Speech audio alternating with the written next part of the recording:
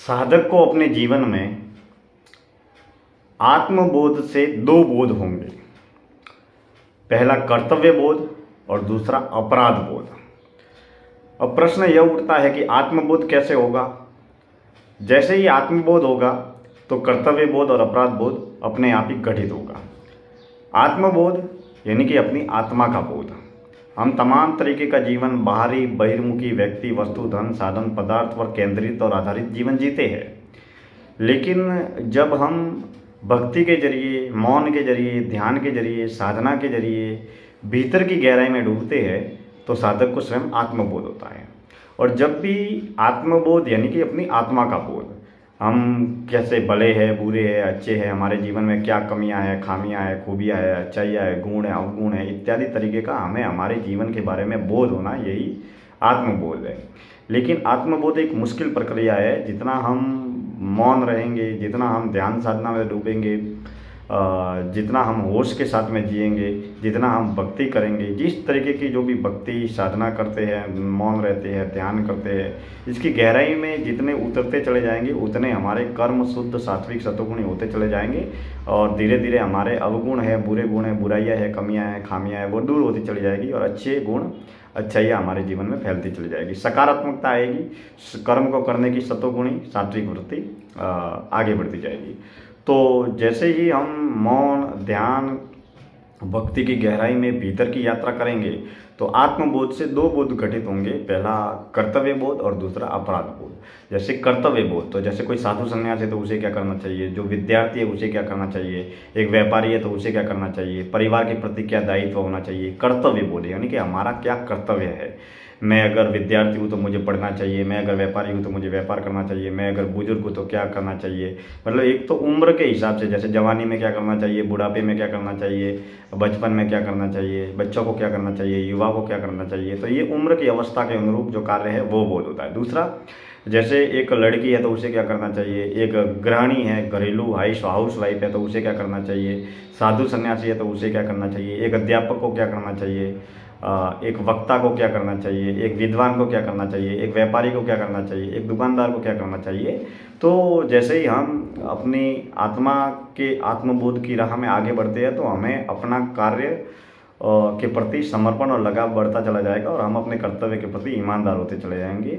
हमें कर्तव्य बोध स्वाभाविक तल पर होगा कि हमें मेरा क्या दायित्व है, मेरा परिवार के प्रति क्या दायित्व है, मेरे घर परिवार में पत्नी है, बच्चे हैं, माँ बाप है, दोस्त है, रिश्तेदार है, मित्र है, पड़ोसी है, दुकानदार है, ऑफिस है, जो भी है, जितने भी लोग संपर्क में है, लोगों के प्रति क्या मेरा कर्तव्य होना चाहिए। मेरा और फिर कर्तव्य को बांटे तो मेरा व्यक्तिगत कर्तव्य क्या है, मेरा आध्यात्मिक कर्तव्य क्या है, मेरा सामाजिक कर्तव्य क्या है, मेरा धार्मिक कर्तव्य क्या है, मेरा व्यावसायिक कर्तव्य क्या है, मेरा आर्थिक कर्तव्य क्या है। तमाम तरीके के कर्तव्य है। तो आत्मबोध से आपको कर्तव्य बोध होगा कि हाँ, ये मेरे को करना चाहिए, मेरा कर्तव्य ये है, मेरा काम ये है, मैं इस पर फोकस बनाए रखूँगा, मैं इस पर काम करूँगा और मैं इस पर आगे बढ़ूँगा। तो आत्मबोध से पहला कर्तव्य बोध होगा कि आपको कौन सा काम करना है और आपको कौन सा कार्य नहीं करना है, और कौन सा कार्य कर रहे हो और कौन सा कार्य नहीं करना है।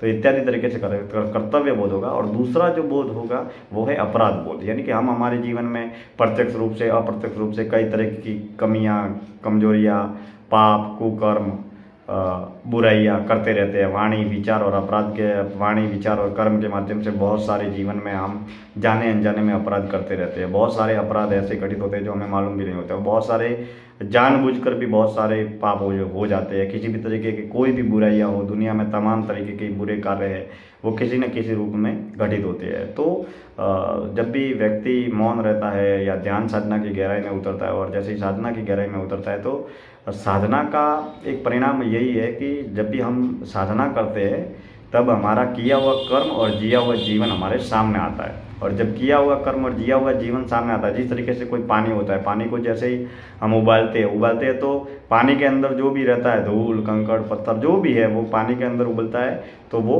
उबलने लगता है और वही उसके सामने आ जाता है। तो जैसे ही हम साधना के तप में तपते हैं, ध्यान की गहराई में डूबते हैं, मौन की गहराई में डूबते हैं, आर्य मौन रखते हैं, तब हमारे किए हुए कर्म हमारे सामने आते हैं।